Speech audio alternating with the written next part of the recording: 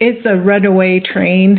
and, and it's all driven by greed and money. And when did we stop caring, really caring about people? It's it makes you really sad.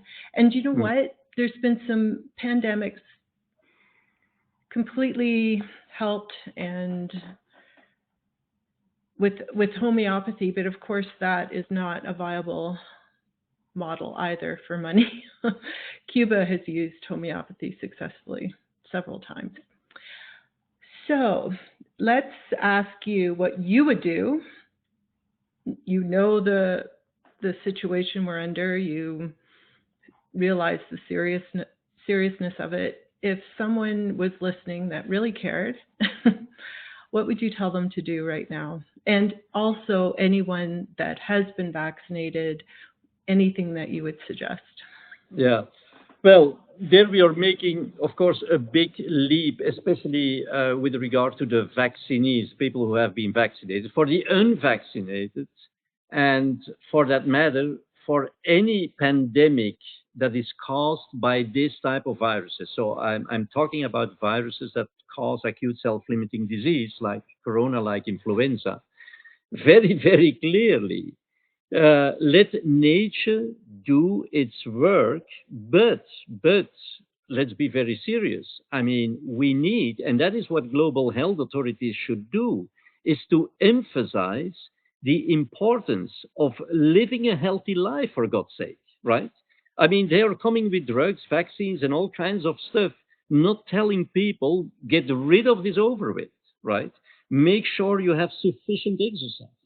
If you are living in this, for example, Scandinavian countries or whatever, take your vitamin D in winter or even in other countries, right? Or take vitamin C, or so there is so many things that we know are critically important to live a healthy life. They are just not emphasized, not even by our health authorities. So that is one thing. So that is easy. Then, of course, when people get a disease, because of course we cannot deny that if you have this, you're facing this type of infections, and you're dealing with people with underlying diseases, people with a weak innate immune system, elderly people, not because they are old, but because the likelihood, of course, that when you get older, the likelihood that you can still do a lot of exercise diminishes. The likelihood that you contract some kind of underlying disease, be it hypertension, diabetes, or whatever, increases as well. So these people are more vulnerable, but we can treat them. And this, when they get ill, right? I mean, this has been proven, this has been shown, this has been published in peer-reviewed journals, that early treatment, even with quite a straightforward and simple medication, can do a miracle, can prevent completely these people, from going to, from needing to go to the hospital. And when they recover, they will develop immunity and contribute to herd immunity. So that is exactly the same what the unvaccinated should continue to do right now. And they should not be frightened, because I'm always saying the unvaccinated in highly vaccinated countries are the people that are currently best protected. Why? Because they are continuously exposed to these variants. But now they have trained their innate immunity like never before in history, I would say. Of course, we got Omicron. Of course, we were in bed for a couple of days, many of us, not everybody. But we have trained our innate immune system now to an extent that, around me and where, when I'm seeing people or going to convenings, etc., I rarely hear about anybody who is unvaccinated and is still contracting disease. Maybe very superficially, but for the vaccinees it's more problematic, because I've always been the very last, who discriminates between vaccinees and non-vaccinated. From the very beginning, I've been saying this, we should not do this. And also scientifically speaking, it doesn't make sense. But there is one thing that we cannot deny, and that is that currently the immune status of somebody who is vaccinated is fundamentally different from the immune status from somebody who is not vaccinated. And I'm explaining in my book that I'm afraid that the virus is now evolving down, and following a path that may lead to enhanced virulence of the virus, and that especially the vaccinees will be susceptible to that. The unvaccinated, they can deal with whatever variant. Why is this? Because innate immunity is non-specific. That is a big advantage. The disadvantage of innate immunity is that its capacity is very limited. Therefore, you need very often adaptive immunity to complement this, but not when your innate immunity got so well trained, then it can deal in its own right, in fact, with all these variants. That is, of course, not the case with the vaccinees who now completely rely on their vaccinal antibodies. The vaccination has not trained their innate immunity, has even, like bypassed it, right, sidelined it, and therefore they rely completely on the vaccinal antibodies. These vaccinal antibodies, up to today, is still protecting them against severe disease, so to say. But we know that this immunity is temporary and is very fragile. So I can only recommend vaccinees. And, in biology, Jayne, it's never white and black. You have a gray zone, right?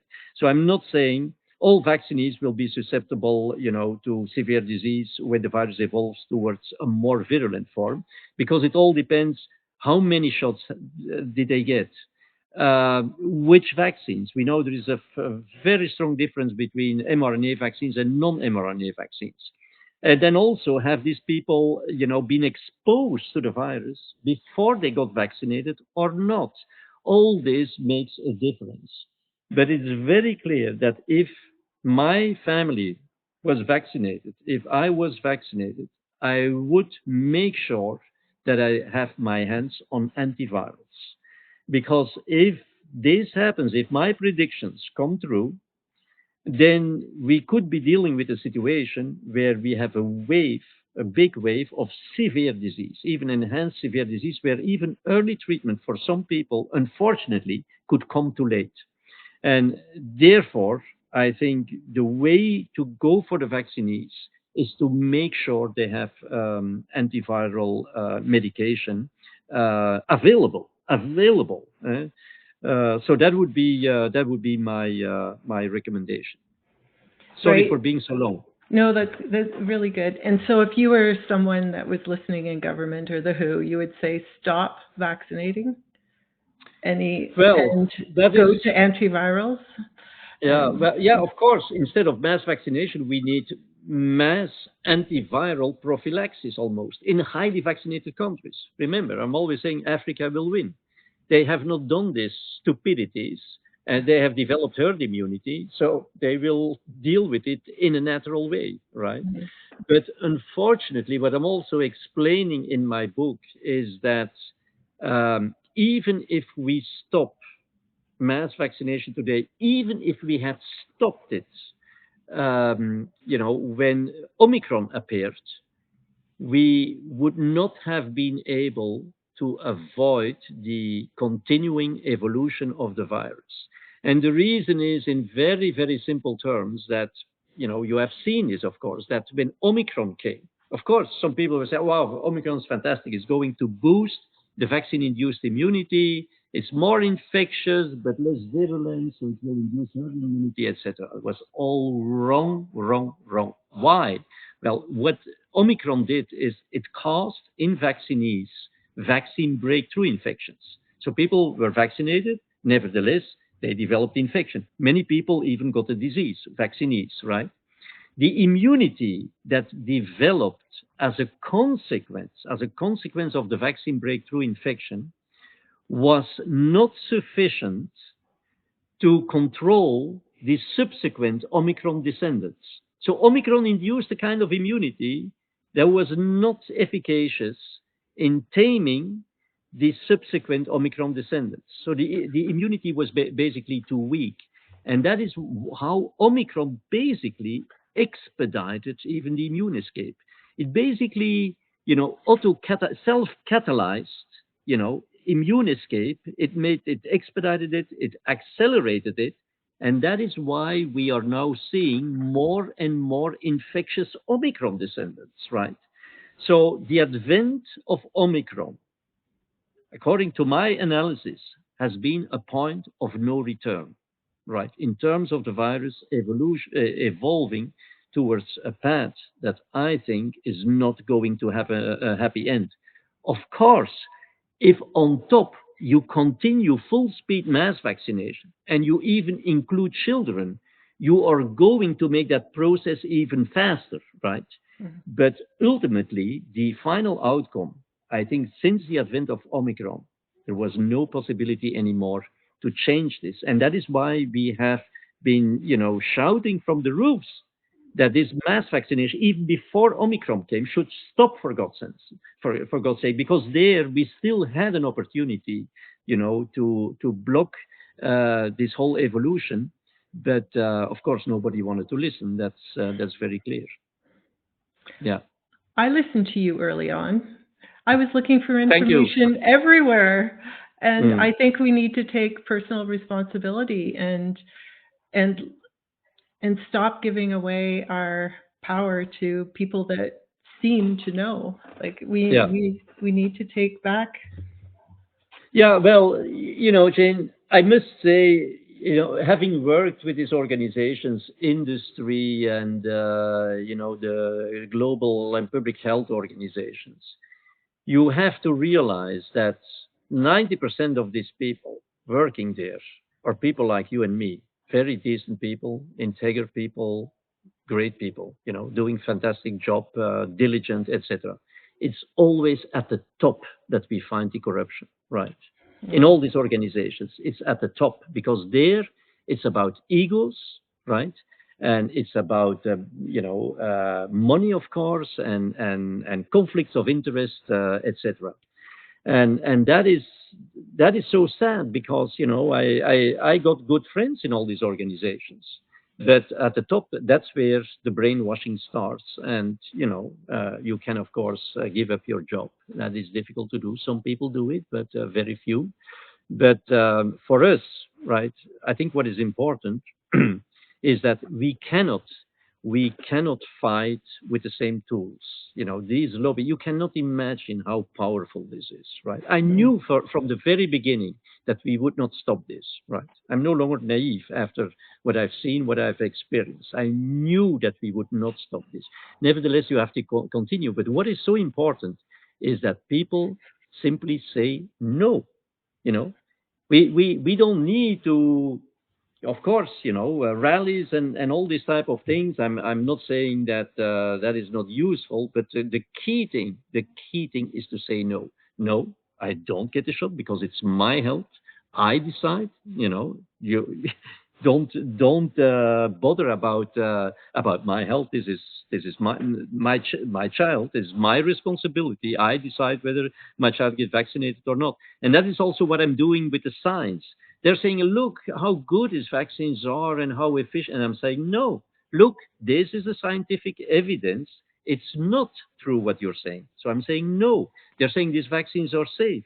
Many people, it's not my field, my deep field of expertise. Many people are showing very clearly that it's not the case. So they're saying, you're saying it's safe. We say, no, it's not safe for these and these reasons. This no is so critically important.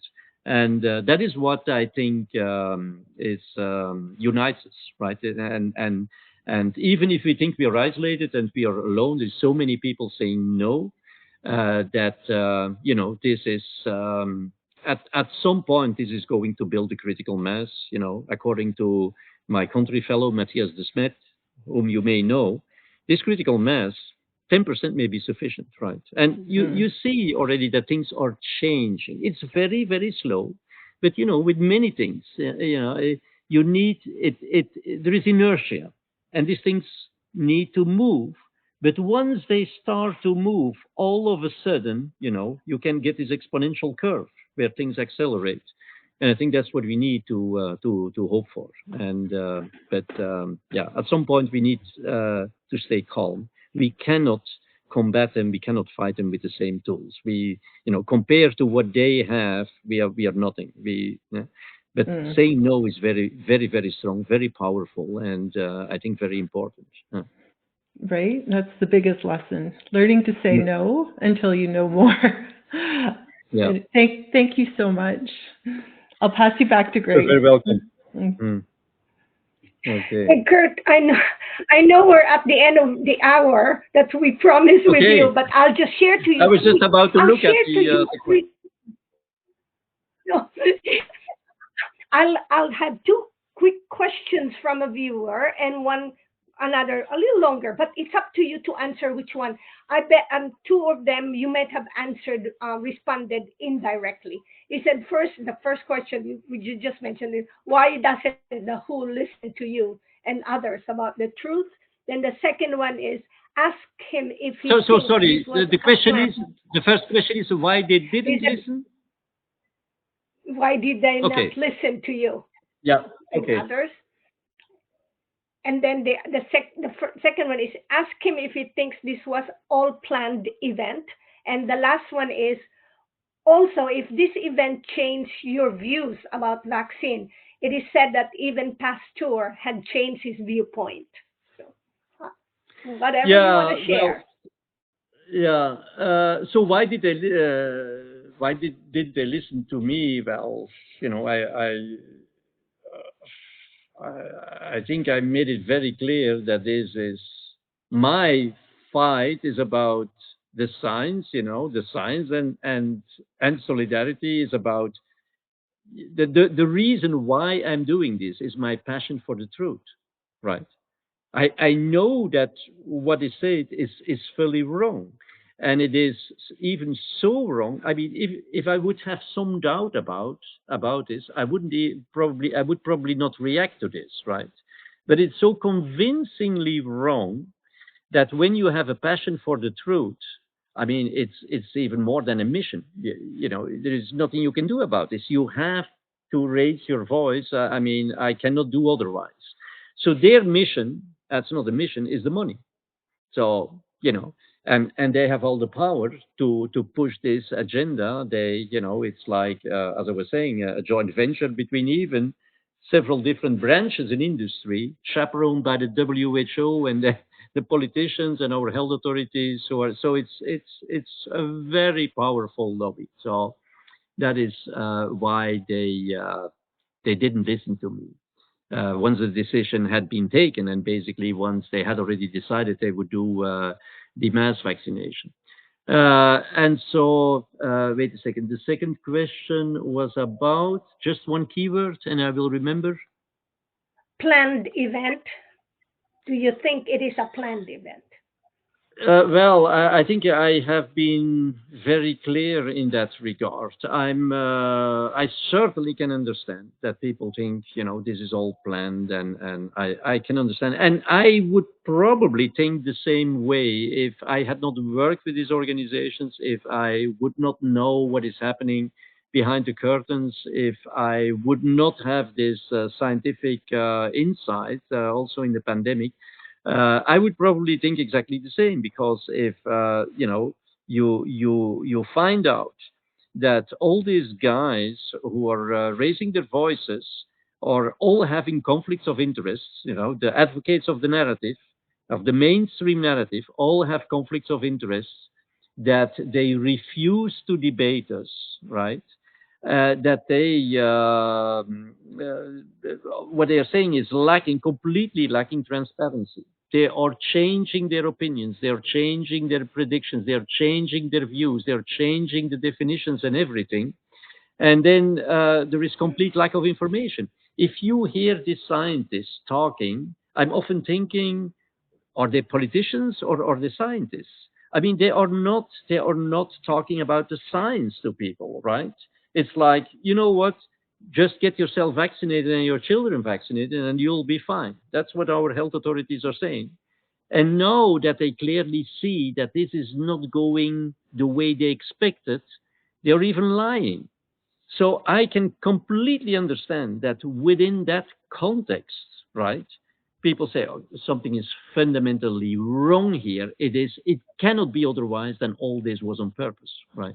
I can understand this, but I remain convinced that it's not the case, and that it started all with, bloody ignorance, refusal to debate, whereas these matters are scientifically very, very complex, right? And the last one is, did this event change your views about vaccines? Well, it changed my look, Grace. I've always been saying it's surprising because people understand very, very well that drugs under certain circumstances can help you to cure out a disease, for example. But everybody would agree that you should then be taking these drugs under the right circumstances, under the right conditions, right? With vaccines, people don't seem to understand this. What I've been saying primarily before I even knew about all the side effects of these vaccines, because it was not obvious at the very beginning, I immediately said this is a complete contraindication for the use of vaccines, namely the pandemic, right? So I'm not fundamentally against vaccines. If people ask me, are you against the vaccines used under certain circumstances? For example, the yearly flu vaccine. I'm against this, right? Many childhood vaccines that are given on top of the classical childhood vaccines. I think there's also commercial purposes involved, and it's too many for a child, for example, to jab them like 5, 6, 7, 8, 9, 10 times just within a few weeks or months. Um, but then saying all vaccines, no matter what circumstances, irregardless of the immune situation of the population, irregardless of whether you have herd immunity or not, irregardless of the hygienic conditions, irregardless of the population density, etc., we need to get rid of all this stuff. That would be wrong as well, according to my humble opinion. But again, we need to discuss with each other, have an honest and open debate. And if somebody thinks there is an advantage, it needs to be discussed, and you need to have the convincing arguments.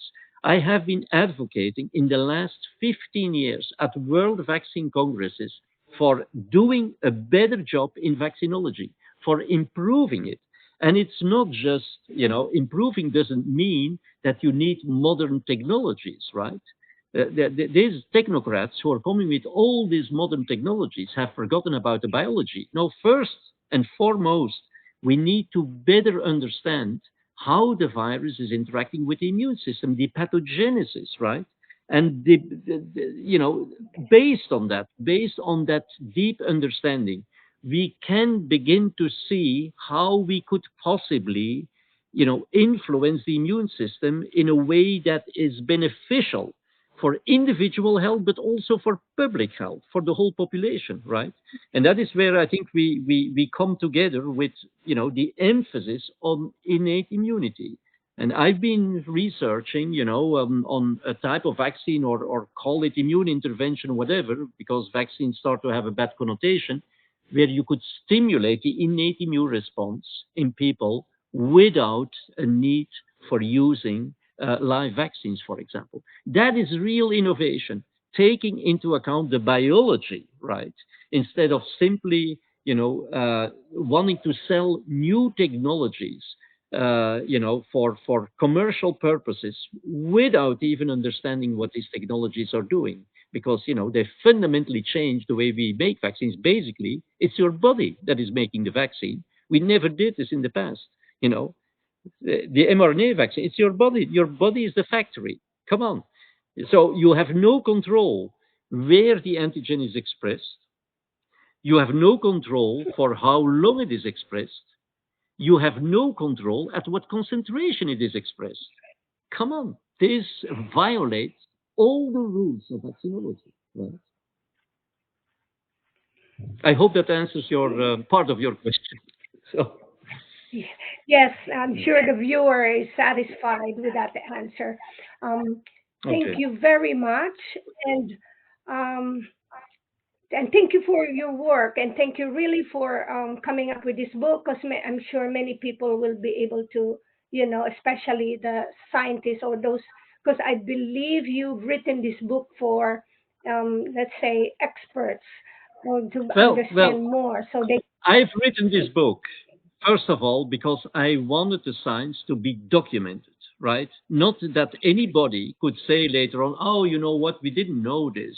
Or this was completely unpredictable. We have never seen this before. We did the best we could, etc. No, I clearly documented that this was predictable and that nothing was, in fact, more predictable than that this mass vaccination would have detrimental consequences, both for individual and global health.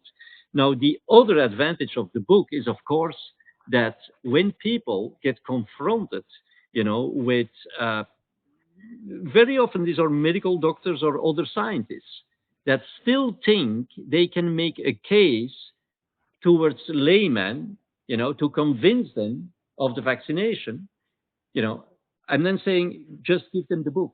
Give them the book and let them come back 2 weeks thereafter or when they have finished the book.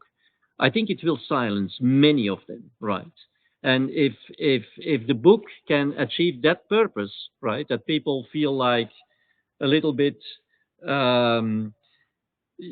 secured because they don't need to argue themselves, right? It's difficult when you're, when you don't have that background, even to discuss with a medical doctor, although the medical doctors have not this background either. Virology, immunology is very often not in their curriculum. But they can give the book, they say, look at this and come back with your counter arguments, right? It will silence many of them, I think, and it will make life easier for those who are trying to simply justify why they're not vaccinated. Because, in fact, they don't need to justify this. It's your body, you don't give a damn on what this vaccine does. You simply don't want it. You say, no, thank you. Okay, thanks, Chris. Thank you very much. Any more last words except stop the vaccines?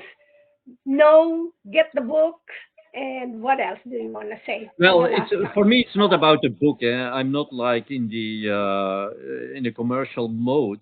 For me, it's really about the message. It's about the message that the truth, should see the daylight, and that if people think, or if health authorities, scientists think I'm completely wrong, let them come with the arguments. We have not had an opportunity to debate this openly, publicly, because that was not possible. But so now there is at least this documentation of what I think is very, very scientific, because it's also drawing not just from virology, also from immunology, vaccinology, etc. It's the broader picture. And frankly speaking, I mean, how many people, in all modesty, how many people are, first of all, completely independent, first thing, and secondarily, can draw from all these fields: virology, immunology, vaccinology, evolutionary biology. I'm often saying I'm not a top virologist, I'm not the top immunologist, etc. But I have learned to solve problems instead of simply writing publications. We have an obligation to solve problems for society, right? And if you're dealing with complex problems, multidisciplinary problems, you have to be able to draw from these different fields and to put the pieces of the puzzle together. And that is what I'm doing. And that is a very deliberate choice that I made 10, 15 years ago. And I said, no, I mean, I don't want to simply make products and not understanding the science. And I don't want to simply publish stuff that is completely disconnected from the health problems in society, right? So that is how I got to work on this, but there are not many people doing that. And therefore, if some of them think they know better and they have better insights, I mean, I'm open to discuss, of course. Over. And thank you. Thank you.